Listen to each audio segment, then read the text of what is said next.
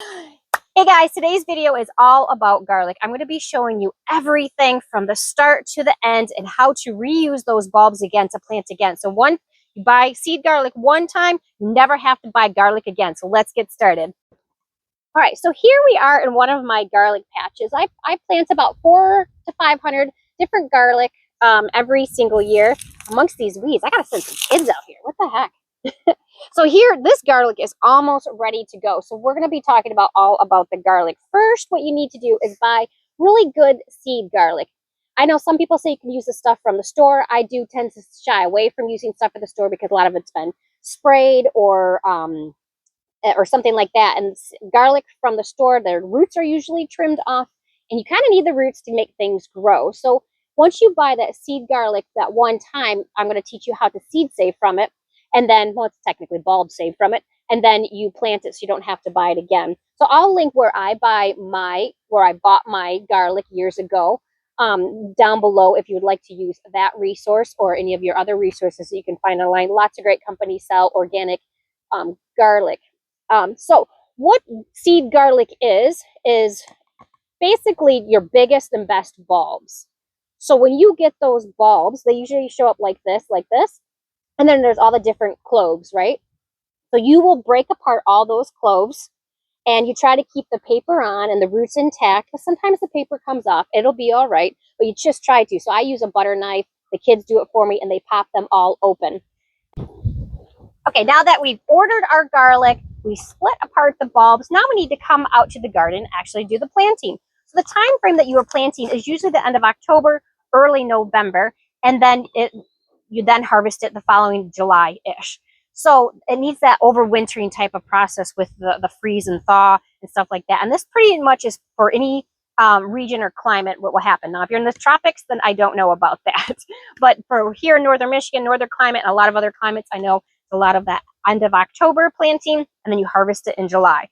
So what you need to first do is work up your soil the best you can, make it nice and loose, maybe add some amendments, some fertilizer, some compost, stuff like that, just to get it ready, because you won't be messing with this really much anymore once you set it and forget it. That's what garlic is great. Set it and forget it, and then you have great stuff all year round. So then you're just going to use a simple tool or just a trowel, something like that, to go ahead and just dig it out. And you're going to so if your bulb's like this, you're going to do it double the length in there. And you're going to put the root side down, the tip side up. The root side down, right, so that the roots can start growing, and then the tip side up. So make sure if you're having other people help you, like your kids, show them exactly kind of what that looks like so they don't get flipped upside down, because I don't know how good they'll grow if they are flipped in the wrong direction. Then you're going to go ahead and just cover that up with the soil that's around it. And then the best way to cover garlic is using leaves. A lot of people use straw or hay. I tend to stay away from that because usually the stuff has been sprayed, or they have seeds in it, and that'll just cause lots of chaos in your garden. Leaves work the best. They don't really cause any mold. They break down and provide nutrients and mulch. They are a weed suppressor, and they also keep the nutrients in and the moisture in there as well when it does rain. So what I like to do is we just go take a tarp into the woods with some rakes, or all along the sides here, because we have hardwood, so we have lots of maple leaves down, and we just fill up that tarp as much as possible. We grab two ends of the tarp and drag it into the garden, and simply just unfold it like this to cover everything up. Next up, usually you want about 3 to 4 inches of nice, lovely leaf matter. Then you're going to want to maybe spray it down depending on what your weather is like, just to kind of hold the leaves. The next step is really important to keep those leaves in place. I will use the hog panels or cattle panels that my tomatoes are currently growing on now, because they'll be done by that time of the year. And I will just lay it on top. You could use any type of fencing. If you just need a couple poles, a couple pieces of wood maybe. You got to be careful with the size of it. Because in the springtime, they will start to pop up way sooner than you can imagine. You're like, whoa, baby garlic's here. It's the first thing that's coming around. It's so exciting. That's when you need to remove whatever that you use to help hold down the leaves. So that's when my trellises come off, or if you're fencing or anything like that, that needs to get removed to leave them go. And basically your hands off, You might have to do some slight weeding, but the leaves do a great job of keeping the weeds suppressed, so that's really helpful. So hands off until about the beginning of July, which will be your scape season. Now, scapes only show up on hardnecks. There are two type of varieties out there, hardneck and a softneck. I do hardneck because they store a little bit longer, and because I'm doing such a large quantity, I need some really good storage, or I need a really good storage variety. So you need to come in and get your garlic scapes, and you need to trim that off because that's what the garlic is doing is then trying to do these little seeds in the scape and not putting the nutrients in the bulb. So you got to make sure you get those scapes off, and then you put the nutrients back into the bulb, and that's when the garlic is really get growing. That's when you really need to, that's when it's really happening, which is really cool. So make sure you cut your scapes usually about the beginning of July. I'll show a video exactly what they look like, and you just trim it off at the bottom. And then about a month after the scapes show up is the time frame that your garlic should be about ready. They will start to be yellowing of the leaves, and we'll go a close up, and we'll actually dig one up now to see if we're ready now, and I'll show you how I dig that up. So that is the process there. Okay, now that we have pulled off or cut off, trimmed off all of our garlic scapes, what do we do with them? You can make these delicious recipes that you can find on my website with the garlic scape pesto, or making these fried garlic onion rings. So you're just going to dip them in flour, dip them in egg, put them back in the flour, and then give them a good fry up, and you can eat them with your favorite homemade ranch that you can also find on the website, or whatever else you have at home. Okay, so now we need to take a look at, is the garlic ready? And you'll need a lot of yellowing leaves. Like, this is really dying back. I probably will need a little bit more yellowing here. You could probably leave these a little in the ground a little bit longer than what you think. Unless you're in a really rainy season or getting a lot of rain, then you're going to bring in some mold issues, and we don't want our beautiful garlic molding out just yet. So you're just going to use a simple tool like this. You might be able to pull them out, but I would be very careful.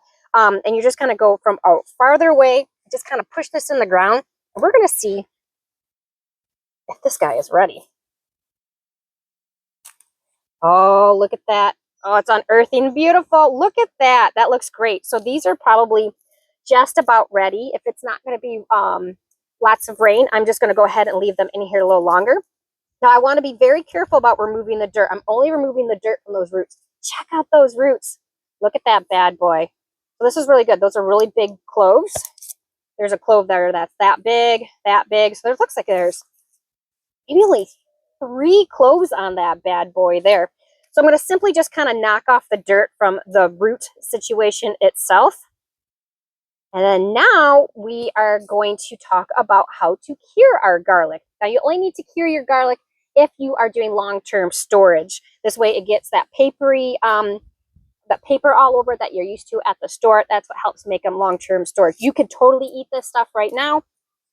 And if you're only doing a few things or a few bulbs and not like this many that you need a long-term storage, just go ahead and leave them out in the shade for a little bit, and then they're really strong right now, which is kind of fun. Which is like, if you want a really good garlic flavor, you're going to eat it fresh. So let's talk about curing the garlic now. Okay, let's talk about our curing process. So after you have carefully removed all of your garlic, this is what I do with hardneck garlic. You're going to put them in a ventilated, shady area.